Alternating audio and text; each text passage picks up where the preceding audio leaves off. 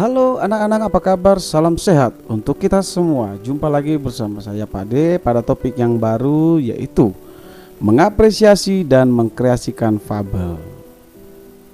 Anak-anak, ada baiknya sebelum kita mulai materi kita kali ini, mari kita berdoa. Doa dimulai, doa selesai.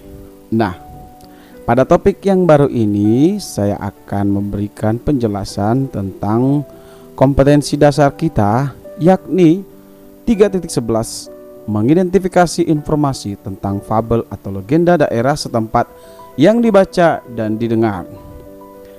Nantinya tujuan pembelajaran kita diharapkan siswa mampu mengetahui definisi dari fabel, kemudian siswa mampu mengetahui ciri cerita fabel, jenis fabel, dan unsur-unsur fabel. Nah, kita masuk pada pengertian atau definisi. Secara terminologi, fabel berasal dari bahasa Latin yang artinya fabula. Cerita fabel merupakan cerita tentang kehidupan binatang yang berperilaku menyerupai manusia. Cerita fabel juga merupakan cerita yang menceritakan kehidupan binatang atau hewan yang berperilaku seperti manusia. Fabel merupakan cerita fiksi atau khayalan belaka. Dalam fabel terkadang memasukkan karakter minoritas berupa manusia. Fabel juga disebut dengan cerita moral karena mengandung pesan yang berkaitan dengan moral. Nah, selanjutnya bagaimana kita mengetahui ciri cerita fabel? Yang pertama, tokoh yang berperan dalam fabel adalah sudah pasti binatang atau hewan. Kemudian tema cerita umum hewan, maksud saya tema cerita umumnya tentang hubungan sosial. Nah, ini berkaitan dengan hubungan sosial.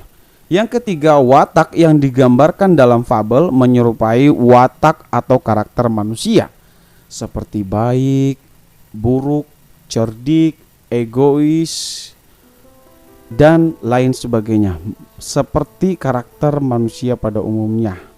Itulah menyerupai karakter atau watak manusia. Selanjutnya, tokoh fabel atau binatang dapat berpikir, berkomunikasi, dan bertingkah laku layaknya atau seperti manusia. Kemudian sudut pandang yang digunakan adalah sudut pandang orang ketiga.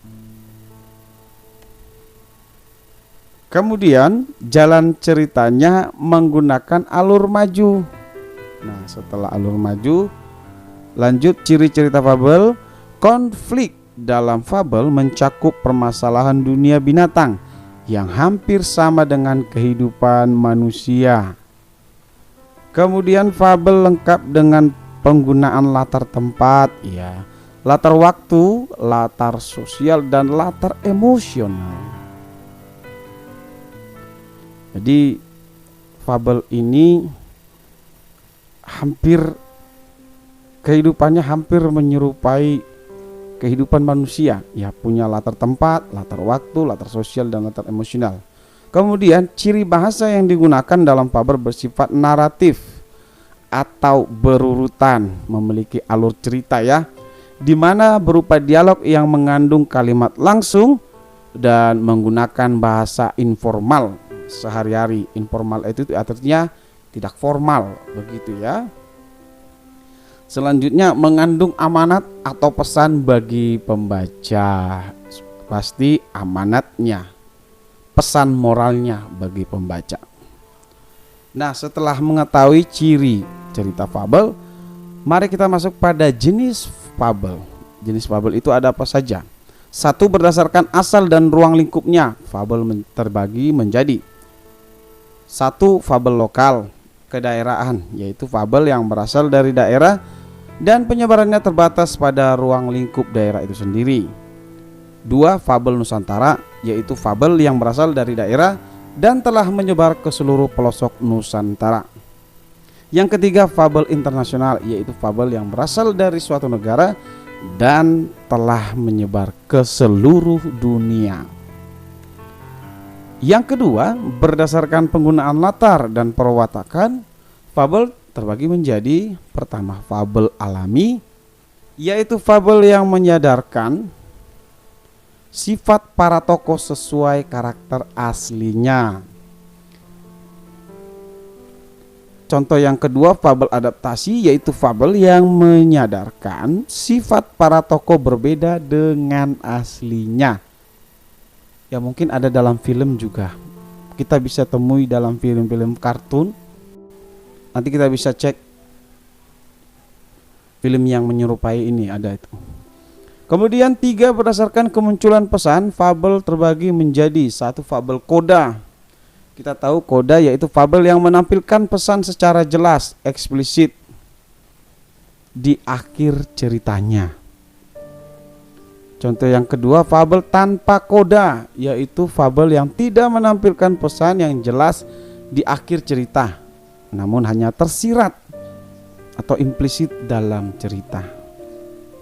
Tidak tertulis namun tersirat ya. Selanjutnya, berdasarkan isi dan kandungan cerita, fabel terbagi menjadi 1 fabel jenaka. Nah, ini ada fabel jenaka, yaitu fabel yang mengandung cerita lucu dan mengandung tawa pembaca. Kedua, fabel tragedi, ya, fabel yang mengandung cerita sedih dan mengundang keprihatinan pembaca. Contoh selanjutnya, fabel romantika, ya, ini fabel romantika mengandung kisah romantis dan percintaan. Jadi kehidupan para binatang ada juga kisah romantikanya, seperti itu ya nak. Kemudian contoh yang berikutnya adalah fabel heroik. Ya, heroik itu kalau dalam definisi adalah pahlawanan ya, yaitu mengandung cerita tentang kepahlawanan dan perjuangan, kira-kira begitu. Nah, setelah mengetahui jenis fabel, selanjutnya kita akan ketahui unsur-unsur yang tergantung dalam fabel. Yang pertama, tema. Tema adalah gagasan yang mendasari cerita. Tema dapat ditemukan dari kalimat kunci yang diungkapkan tokoh atau penyimpulan keseluruhan peristiwa sebab akibat pada cerita. Unsur fabel selanjutnya adalah latar tempat dan waktu kejadian serta suasana dalam cerita. Nah, dalam suasana dalam cerita ini ada 3 jenis latar, yaitu latar tempat, latar waktu, dan latar sosial. Latar sosial itu adalah kehidupan dalam kehidupan para binatang itu seperti apa. Unsur fabel selanjutnya adalah tokoh orang atau hewan yang menjadi pelaku dalam cerita. Ini tokohnya ini boleh seperti protagonis, antagonis, atau tokoh utama dan tokoh pembantu. Yaitu masing-masing perannya bisa ditempatkan. Selanjutnya, unsur fabel selanjutnya perwatakan atau watak tokoh dapat disimpulkan dari penggambaran fisik. Nah, penggambaran fisik ini dapat kita lihat dari tindakan tokoh, baik berupa dialog, monolog, atau komentar narasi penulis terhadap tokoh. Nah, ciri-ciri utamanya itu adalah 1, sering dibicarakan. Nah, si tokohnya ini sering dibicarakan. Kedua, tokohnya ini sering muncul. Dan yang ketiga, tokoh ini menjadi pusat cerita atau menggerakkan jalan cerita. Nah, kalau dikatakan kalau tokoh pembantu yaitu tokoh-tokoh tambahan dalam suatu cerita, kira-kira begitu.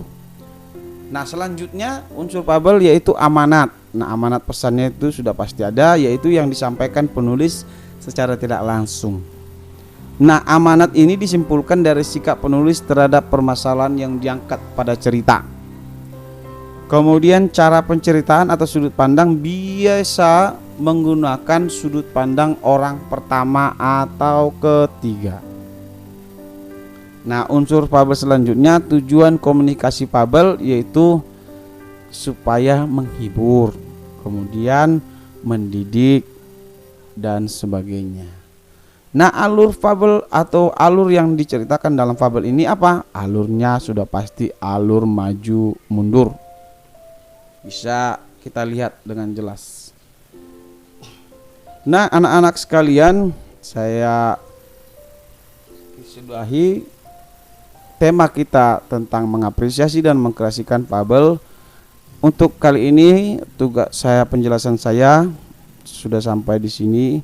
Saya harap kalian dapat memahaminya dengan baik. Untuk tugas sementara ini tidak ada, namun pada pertemuan selanjutnya saya akan sampaikan tugas kepada kalian.